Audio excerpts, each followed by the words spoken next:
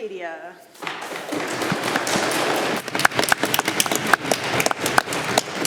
Thank you, Madam Speaker. It is my pleasure to rise today in response to the 31st legislative speech from the throne. It is my absolute honor to represent the people of Calgary-Acadia, and I am delighted at the opportunity to be able to share with you a little bit about what makes Calgary-Acadia so great. The riding stretches from the northmost point of Blackfoot Trail, follows the beautiful Bow River Valley down south, sweeping down Anderson Road and into Fish Creek Park.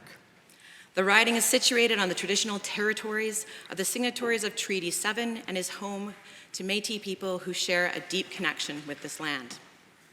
Calgary-Acadia consists of 9 distinct, mature communities: Manchester, Fairview, Acadia, Maple Ridge, Willow Park, Kingsland, Southwood, Haysboro, and Canyon Meadows.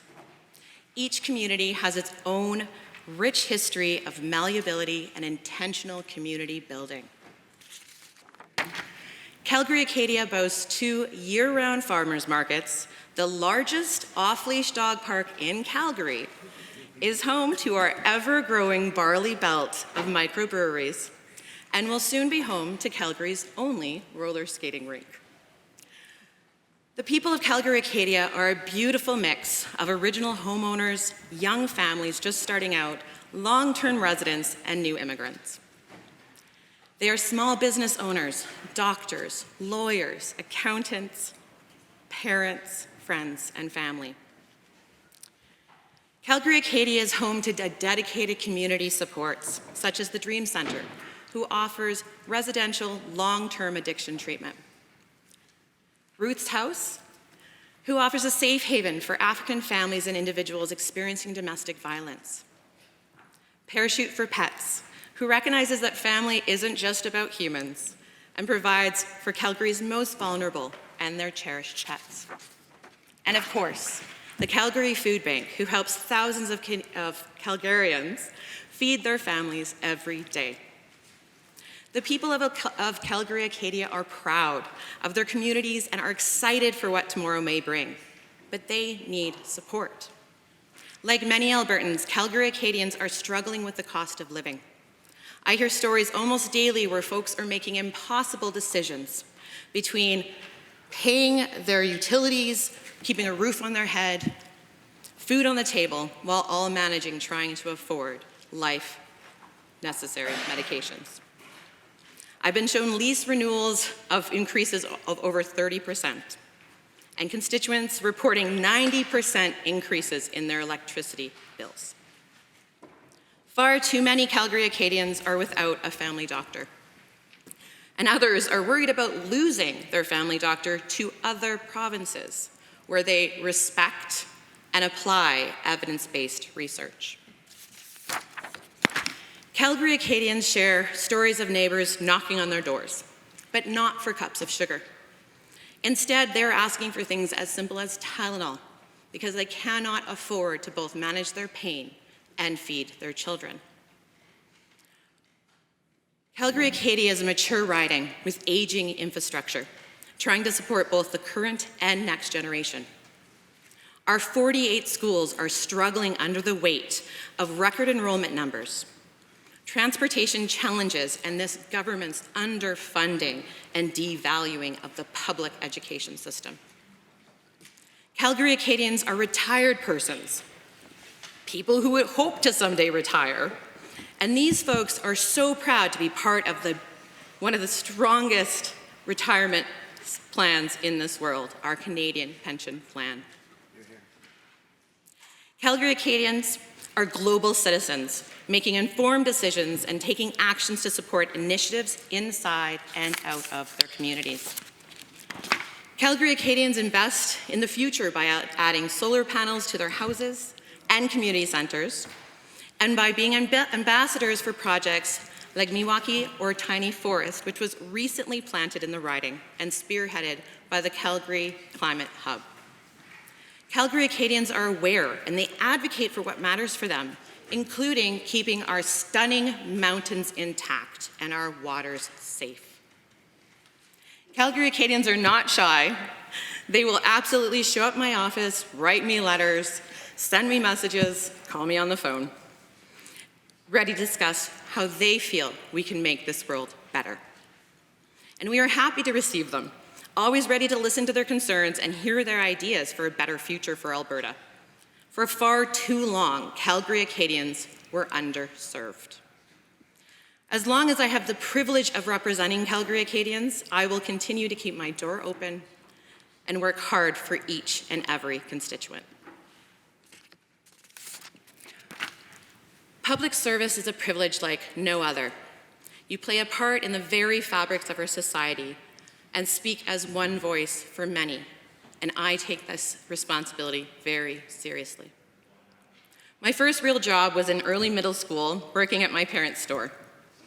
Now, for anyone who has had the opportunity to work at a family-owned business, you know it's an experience like no other.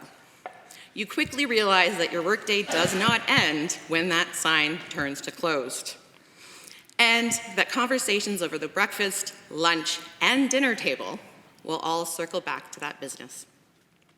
Learning the value of hard work, accountability, and collaboration at such a young age shaped how I approached owning my own business, and today how the Calgary-Acadia constituency office is run. We are all a collection of our experiences. As a research scientist, I learned the art of patience and how to ask the right question. As a registered nurse, I learned what it was to truly be an advocate, and the strengths and vulnerabilities that comes with simply being human.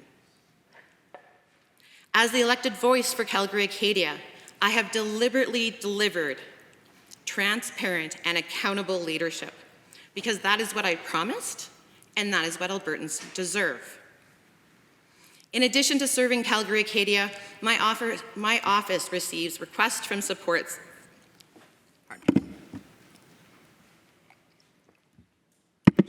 In addition to serving Calgary-Acadia, my office receives requests for supports from across the province. Many times these folks have reached out to their local member and have heard nothing. We believe that every person deserves to be represented, and we will continue to advocate for the issues that matter most to those we represent. I will stand strong and fight so that their concerns are not shoved under the carpet or forgotten. I feel incredibly grateful that I am not only part of a great local constituency office, Elodie, Marnie, Tim, and Rogan, but also as part of the largest opposition caucus in Alberta's history. This Alberta NDP team of eager, motivated advocates is already functioning as a well-oiled machine. And I could not be more proud and excited to continue this amazing work that we will do every day for Albertans and every day that we serve. Now, I of course didn't get here by myself. I want to take a moment to acknowledge and thank my amazing teammates, volunteers, donors, and voters. Each of you played a huge part so that I could stand here and represent you today. Each of you reminded us of the power of a single individual and a single vote, because every vote matters. I want to take a moment to thank my family. I'm incredibly fortunate to have grown up surrounded by lively discussions that helped shape who I've become. I specifically want to thank my siblings, David, Danielle, and Dugan, for regularly and always holding me to account.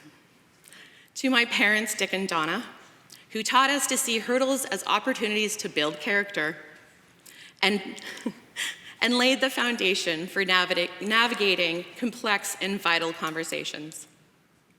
And to my partner, Keith, thank you. I want to end today with a little trivia. The first Ukrainian-Canadian woman to ever be elected into Canadian Parliament was in 1956.